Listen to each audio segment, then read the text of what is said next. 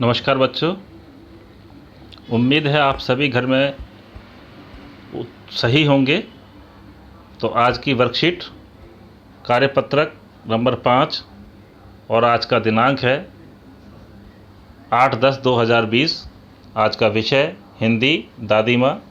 हम पहले भी इसके कुछ भाग पढ़ चुके हैं और आज उससे आगे पढ़ते हैं। प्यारे बच्चों, इस बार जो पाठ हम पढ़ने जा रहे हैं उसका नाम है दादी माँ। नाम से ही आप समझ गए होंगे कि लेखक अपनी दादी को याद करते हुए लिखते हैं कि उनकी दादी किस प्रकार सबका ख्याल रखती थी। आइए जाने लेखक क्या कहते हैं और पूछे गए प्रश्नों के उत्तर भी देते हैं हम लोग। चलें बेटा आगे, पाठ को पढ़ रहे हैं अब हम। दादी माँ को गांव की 50 किस्म की दवाओं के नाम याद थे। यानी कि दादी एक ऐसी औरत थी जिसे 50 तरह की दवाओं के नाम याद थे। गांव में कोई बीमार होता उसके पास पहुंच जाती और वहाँ भी वही काम। क्या काम करती थी? हाथ छूना, माथा छूना, पेट छूना, जिससे वो अनुमान लगाती थी बेटा कि उन्हें फीवर है, बुखार है या नहीं, या कौन सी और बीमारी है, ये अनुमान लगाने की वो दादी माँ कोशिश करती थी। फिर भूत से लेकर मलेरिया, सरसाम, निमोनिया तक का अनुमान विश्वास के साथ सुनाती। तो कहती कि भाई इसको निमोनिया हो गया है, इसको सरसाम की बीमारी है, या इसको मलेरिया हो गया है। तो इस तरीके से दादी माँ उन्हें उनकी बीमारी भी बता देती थी।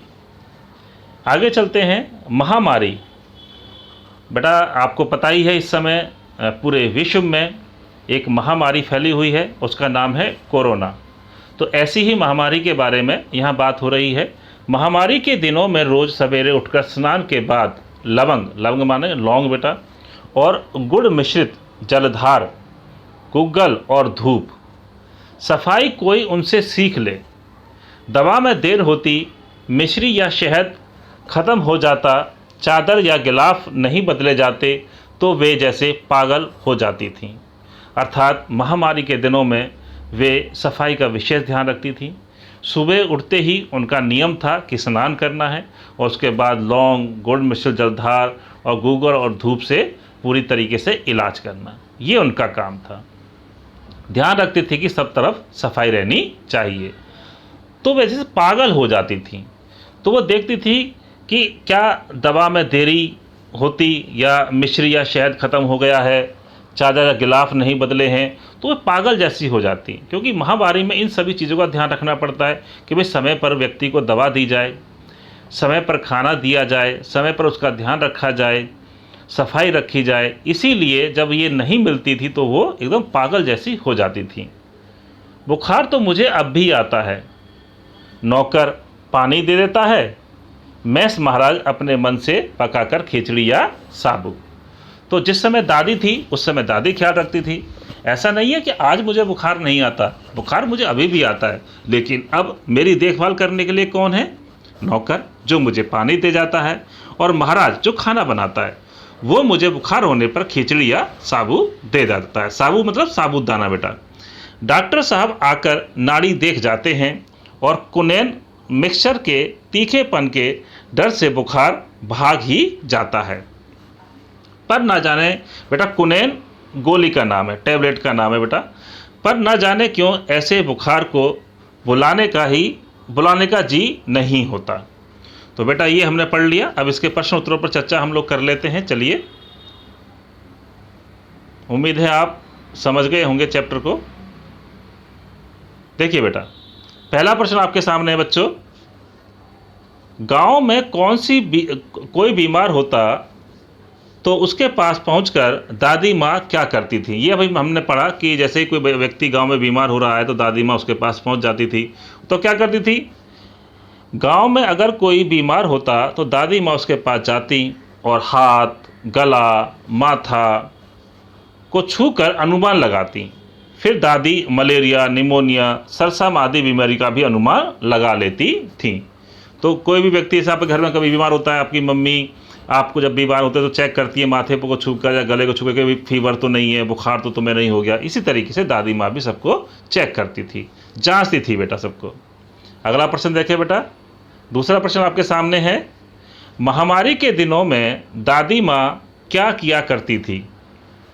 तो इसका उत्तर है, महामारी के दिनों में रोज़ सुबह उठकर स्नान के बाद वह लवंग और गुड़ मिश्रित जलधार गूगल और धूप से बीमारी का इलाज करती। महामारी के दिनों में वह सफाई का विशेष ध्यान रखती थी। ठीक है बेटा। तीसरा प्रश्न देखते हैं, आपके सामने है, लेखक को अब बुखार आता है तो नौकर और महाराज उनके लिए क्या क्या करते हैं? तो तीसरा उत्तर देखें बेटा इसका, जब लेखक को बुखार आता है तो नौकर उन्हें पानी दे देता है और महाराज अपने मन से उनके लिए खिचड़ी और साबू बना देता है। चौथा प्रश्न देखें बेटा, प्रश्न 4, दवा में देर होती, मिश्री या शहद खत्म हो जाता, चादर या गिलाफ नहीं बदले जाते तो वे जैसे पागल हो जाती थीं। रेखांकित शब्द किसके लिए प्रयोग किया गया है और वे ऐसा क्यों करती थीं? तो इसका उत्तर देखें बेटा, यह शब्द दादी माँ के लिए प्रयोग किए गए हैं। वह ऐसा इसलिए करती थीं क्योंकि महामारी के समय में विशेष सफाई, दवा और देखभाल की आवश्यकता होती है, जिसका दादी माँ बहुत ही ख्याल रखती थीं।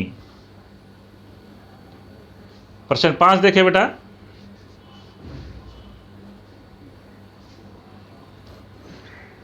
प्रश्न 5, इस समय कौन सी महामारी चल रही है और उससे बचने के लिए हमें क्या क्या करना चाहिए? तो बेटा आप सभी को पता है आपके विद्यालय क्यों बंद हैं, क्योंकि कोरोना महामारी पूरे विश्व में फैली हुई है, इसीलिए हमारे विद्यालय भी बंद है और हमें ऑनलाइन कक्षाएं लेनी पड़ रही हैं।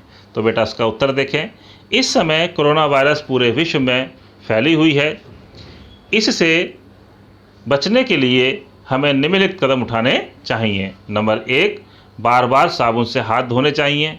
नंबर 2, मास्क लगाकर रखना चाहिए। नंबर 3, सामाजिक दूरी का ख्याल रखना चाहिए। नंबर 4, आँख, नाक, मुंह आदि को बार बार नहीं छूना चाहिए। और नंबर 5, बीमार होने पर तुरंत डॉक्टर के पास जाना चाहिए। तो बेटा ये थी आज की हमारी वर्कशीट हिंदी की नंबर 5 जो हमारी कंप्लीट हो गई है। तो बेटा धन्यवाद, शुक्रिया। वीडियो को लाइक अवश्य करें बेटा।